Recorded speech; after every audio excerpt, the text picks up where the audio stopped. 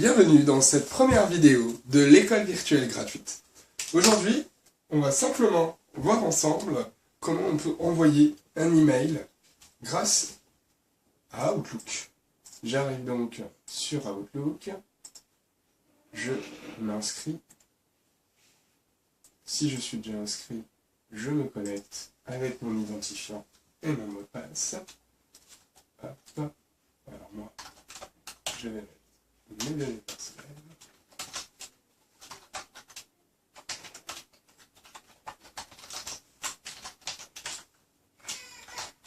Petit mot de passe. Maintenir la connexion, pourquoi pas, pour ne pas avoir à ressaisir à chaque fois le code. Et nous voilà arrivés sur notre fameuse page de mail, ou plutôt boîte aux lettres. Je vais pouvoir ici consulter dans ma boîte de réception tous mes nouveaux courriers. Ceux qui apparaissent en gras sont bien sûr les nouveaux documents que je n'ai pas encore lus. Si je clique sur un mail, celui-ci s'ouvre avec, dans la partie haute, ici en bleu, sous fond blanc, plusieurs petites options dans le menu.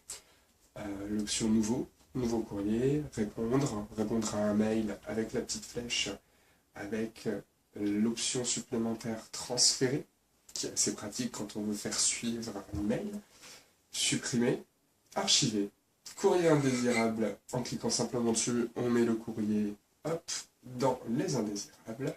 On peut bien sûr les ranger ou les déplacer dans des dossiers qu'on aura créés nous-mêmes au préalable. Simplement, je vous montre en cliquant ici sur Nouveau dossier. Alors, c'est pas le but. Nous, ce que nous voulons, c'est consulter nos emails. Alors, soit je clique sur Outlook ici en haut, soit je clique sur boîte de réception et j'arrive sur la boîte d'accueil, la boîte de réception où arrivent mes fameux emails. Je clique sur un email, j'ai donc accès à celui-ci avec la molette vers le bas de ma souris, hop, en descendant ou alors en mettant ici ma souris sur ce ruban, ce petit ruban pour descendre. Je vais pouvoir consulter tout mon email. Une fois que je l'ai lu, je le traite, soit je réponds ou je transfère, ou alors encore, je le supprime ou même l'archive, peu importe. Ayant envie d'en savoir un peu plus sur ce courrier, je vais quand même regarder la vidéo associée. Voilà. Et fermer quand j'en ai envie. Donc, c'est consulté. Je retourne à la page d'accueil. Et maintenant, je vais essayer d'envoyer un courrier. Un courrier, ou plus précisément, un email. Je vais donc cliquer sur Nouveau, en haut. Ça m'emmène sur cette page. Sur cette page, qu'est-ce que j'ai? Tout simplement, ici, dans A, je vais pouvoir choisir les personnes à qui je vais envoyer mon email. Donc, par exemple, je vais avoir ici contact école virtuelle gratuite, par exemple. Hop. Je mets soit un petit clic ailleurs, soit la touche entrée, et vous voyez que ce que je viens de taper vient de passer en bleu. Ça veut dire qu'il vient de reconnaître que j'ai tapé une adresse email. La caractéristique première d'une adresse email, c'est très simple. On va avoir un premier morceau, ici contact, qui sera la dénomination. Ça peut être contact, SAV, votre nom, ce que nous utilisons, par exemple david.de.abreu.moi. Ensuite, il y a le arrobase, c'est ce qui est obligatoire dans chaque email. Vous avez un arrobase ou un @, ça peut se dire aussi comme ça. Et après, le domaine, celui qui s'occupe de votre fameuse boîte aux lettres. Alors, en l'occurrence, sur une adresse Outlook, le nom de domaine, c'est Outlook. Sur Hotmail, c'était Hotmail. Sur Gmail, vous vous doutez bien que c'est Gmail.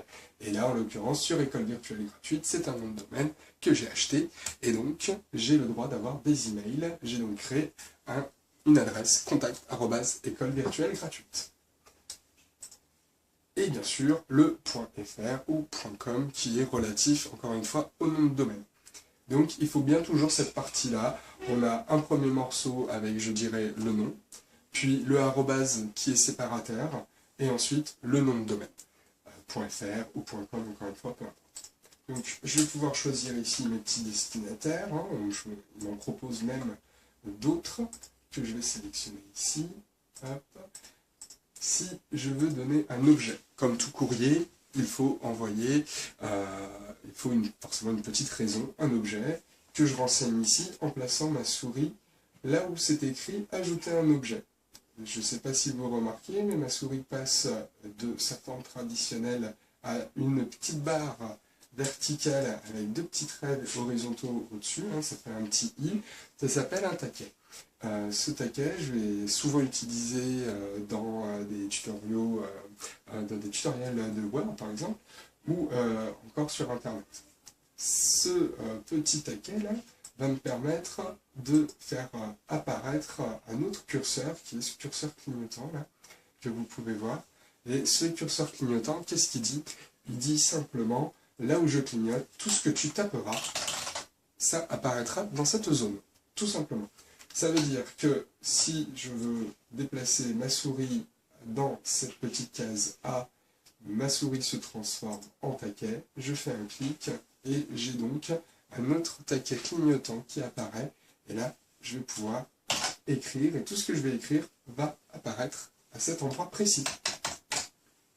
Je vais donc cliquer sur ajouter un objet, mon taquet apparaît et je clique gauche, bien sûr. Je rajoute mon objet.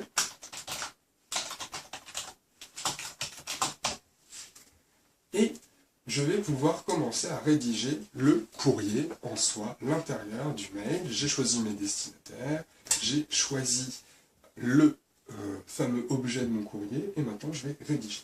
Alors, c'est un courrier de bonne année. Je souhaite donc une bonne année à tous les lecteurs et youtubeurs.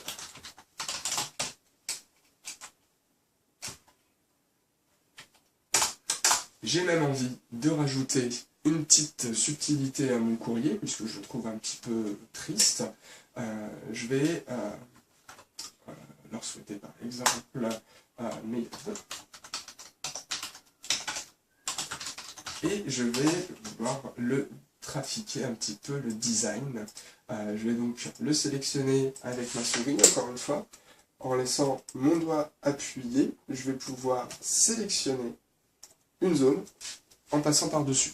Et après, je relâche mon doigt et hop, cette zone est joliment passée en bleu. Vous pourrez vous entraîner. Ça s'appelle le surlignage. Hop. J'ai donc sélectionné meilleur vœu et je vais le mettre en gras en cliquant sur ce G ici en gras. Ce petit menu qui est là va me servir à personnaliser un petit peu mon courrier. Si je veux en italique, c'est le bouton d'à côté et le souligner, c'est encore un autre. Bien sûr, je vais pouvoir changer la taille, prendre un texte plus grand, voire très grand. Hop. Avec entrée, je change de ligne. Vous remarquerez que j'ai bien gardé tous les autres paramètres. Donc si je continue d'écrire, on va garder exactement la même forme.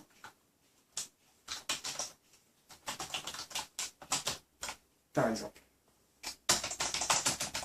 Si je veux changer, il suffit de recliquer de nouveau sur ces petites options que j'ai sélectionnées et reprendre une taille convenable.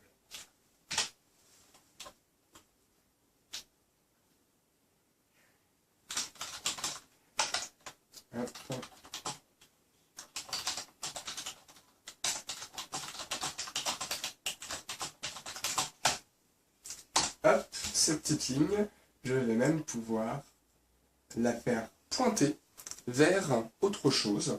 Si j'ai envie de, par exemple, vous emmener et donc de créer un lien sur un autre site web, je vais pouvoir utiliser ici ce petit symbole, lien hypertexte, et rajouter directement l'adresse sur laquelle j'ai envie de vous emmener. Hop. Un petit OK. On voit ici tout de suite la transformation, puisque toute l'équipe est passée en violet rose, tout simplement parce que j'ai créé un lien hypertexte. Pour terminer, je vais essayer de mettre une petite photo à cette occasion. Je vais donc simplement cliquer ici sur insérer, insérer une pièce jointe, par exemple. Alors, la pièce jointe, ne sera pas forcément affichée ici, en plein milieu, alors que si je mets image incluse, elle apparaîtra directement dans l'email. C'est un choix, à vous de choisir ce qui vous convient le plus, et hop, envoyer. Le petit tuto est terminé, j'espère que ça vous aura plu. N'hésitez pas à laisser vos commentaires sur le bas de cette vidéo et bien sûr, envoyez-moi des emails si vous voulez de nouveaux intitulés.